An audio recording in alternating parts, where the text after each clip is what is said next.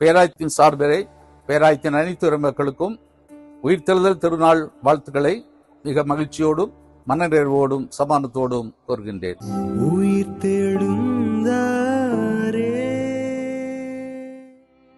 வாசிக்கும்படியாக தெரிந்து கொண்ட வேத பகுதி அப்போஸ்தலனாகிய பவுல் கொரிந்தியருக்கு எழுதிய 1 நிருபம் 15வது அதிகாரம் வசனங்கள் 1 முதல் 8 முடிய. சகோதர சகோதரிகளே, உங்களுக்கு நான் அறிவித்த நற்செய்தியை நினைவுறுத்த விளைகிறேன். அதை நீங்களும் ஏற்றுக்கொண்டீர்கள், அதிலே நிலைத்தும் நிற்கிறீர்கள். நான் உங்களுக்கு அறிவித்த நற்செய்தியை நீங்கள் உறுதியாக பற்றிக் கொண்டிருந்தால் அதன் வழியாக மீட்பு அடைவீர்கள். இல்லையேல் நீங்கள் கொண்டிருக்கும் நம்பிக்கை பொருளற்றதே. நான் பெற்றுக்கொண்டதும் முதன்மையானது என கருதி உங்களிடம் ஒப்படைத்ததும் இதுவே. மறைநூலில் எழுதியுள்ளவாறு கிறிஸ்து நம் பாவங்களுக்காக இறந்து அடக்கம் செய்யப்பட்டார். மறைநூலில் எழுதியுள்ளவாறே 3ஆம் நாள் உயிருடன் எழுப்பப்பட்டார். பின்னர் அவர் கேபாவுக்கும் அதன் பின் 12 தோன்றினார். பின்பு 500க்கும் மேற்பட்ட சகோதர சகோதரிகளுக்கு ஒரே நேரத்தில் தோன்றினார். அவர்களுள் பலர் இன்னமும் உயிரோடு இருக்கின்றனர், சிலர் இறந்து விட்டனர். பிறகு யாக்கோபுக்கும் அதன் பின் திருத்தூதர் அனைவருக்கும் தோன்றினார். எல்லாருக்கும் கடைசியில் காலம் தப்பி பிறந்த குழந்தை போன்ற எனக்கும் தோன்றினார் என்பதே. பிதாவாகிய தேவனாலும் கர்த்தராகிய இயேசு கிறிஸ்துவினாலும் எல்லாருக்கும் கிருபையும் சமாதானமும் உண்டாவதாக. ஆண்டவருடைய அளவற்ற அருளினாலே நாம் பரிசுத்தமான ஒரு காலத்தை நிறைவு செய்து உயிர்த்தெழுதல் திருநாளை காணும்படி ஆண்டவர் அருள் செய்திருக்கின்றார். இந்த நாளிலும் இந்த பதிவினை ஆண்டவர் உயிரோடு எழுந்த கல்லறை முன்பதாக பதிவு செய்து வெளியிடும்படியாக கடவுள் கிருபை செய்தார். இதற்கான அளவிலே ஒருவேளை இந்த இடத்திலும் இந்த செய்தியை உயிர்த்தெழுதல் திருநாள் செய்தியாக உங்களோடு சுருக்கமாக பகிர்ந்து கொள்வதிலே அதிக மகிழ்ச்சி அடைகின்றேன்.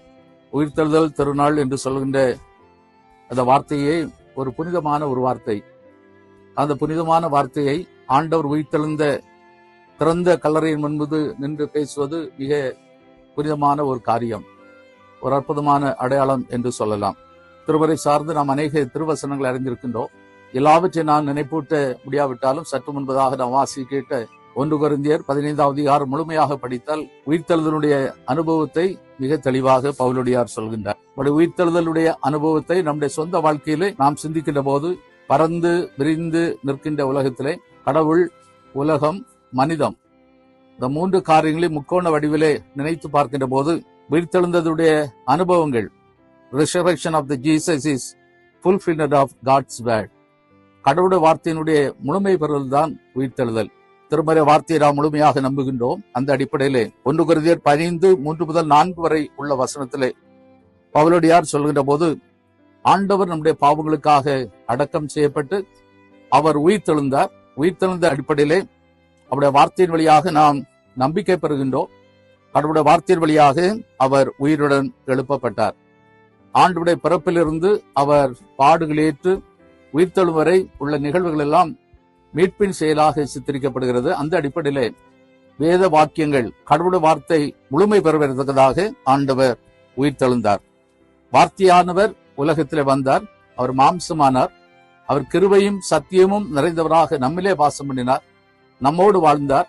நாம் ஒருவேளை இந்த நாளிலும் இந்த எருசலேம் பட்டணத்தை நாம் பார்க்கின்ற போது நம்முடைய எண்ணங்களிலும் அனுபவத்திலும் எருசலேம் என்று சொல்கின்ற ஊரைத்தான் நாம் சொன்னோம், பெத்லகேம் என்ற ஊரைத்தான் சொன்னோம், நாசரேத் என்று சொன்ன ஊரைத்தான் சொன்னோம். ஆனால் இங்கு பல நிலைமையிலே கலாச்சார மக்கள் எல்லாம் வாழ்ந்த நாட்களிலே ஆண்டவர் இந்த எருசலேம் நகரத்திலே ஒருவேளை அவர் சிலுவையின் பாடுகளுக்கு உட்பட்ட காரியங்கள் எல்லாம் நினைக்கின்ற போது கல்லறைதான் கடைசி வீடு என்று சொல்லாதபடி கடவுளுடைய வார்த்தையின்படி அவர் உயிர்த்தெழுந்தார்.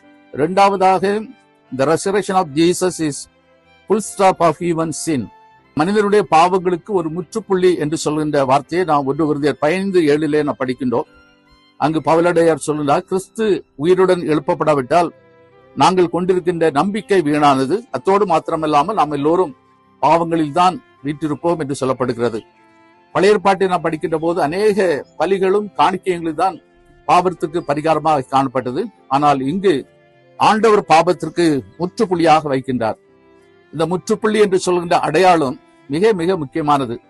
இயல்பாக நாம் ஒன்றை எழுதுகின்ற போது நம்முடைய எழுத்துக்கள் எல்லாம் வேகமாக ஓடிக்கொண்டிருக்கும். ஆனால் முற்றுப்புள்ளி என்று சொல்கிற போது அது மிக அழுத்தமாக வைக்கப்படுகிறது, நேரம் செலவு செய்கிறது, அது முடிவுக்கு வருகிறது. அதுபோல மனிதனுடைய பாவம் அனைத்தும் முற்றுப்புள்ளி வருகின்ற அளவிலே ஆண்டவர் இந்த இடத்திலே அவர் நம்முடைய பாவங்களுக்காக மரித்து உயிர்த்தெழுந்தார். மூன்றாவதாக சொல்ல விரும்புகின்ற காரியம், resurrection of Jesus is fullness of life to the world. மனுக்குலம் முழுமையாக ஒரு வாழ்வு பெறுவதற்காக, முழு வாழ்வு கடவுளில் இருக்கிறது, அது நித்திய வாழ்வு.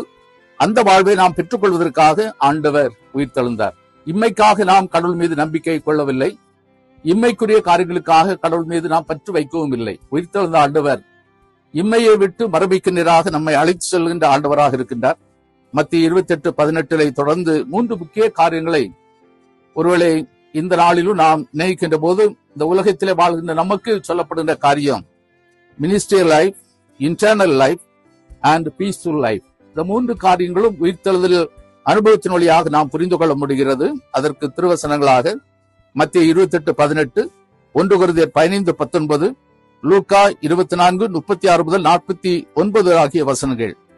இந்த 3 காரியங்களிலும் நாம் படிக்கிற போது, கடவுள் உலகத்தின் மீது அன்பு கூர்ந்து உலக மக்கள் பாவத்திலிருந்து மீட்படையவும், தொடர் பணிகளாக நாம் இன்று கேட்கப்பட்டது போல உயிர்த்தெழுதினாலே மனுக்குலமானது வாழ்விலே முழுமை பெறத்தக்கதாக, தவறான காரியங்களுக்கு முற்றுப்புள்ளி வைப்பதற்காக மற்றும் முழுமையாக கடவுளுடைய வார்த்தை நிறைவேறத்தக்கதாக கடவுள் அழைத்திருக்கின்றார்.